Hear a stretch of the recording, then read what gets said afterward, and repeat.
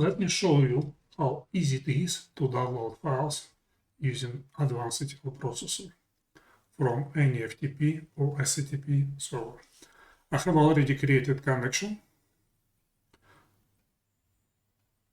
Since we are downloading the file, all we need to do is to drag and drop connection on the existing workflow and amend some details. For example, let's select home folder and test. And what we want to do, we want to download the data into local folder. For example, documents.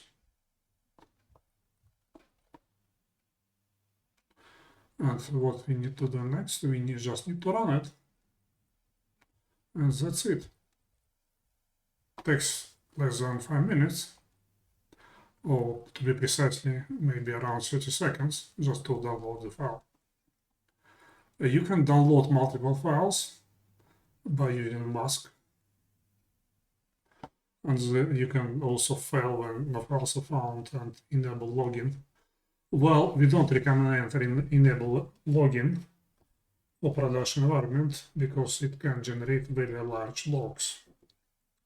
But when you're testing, it is absolutely fine.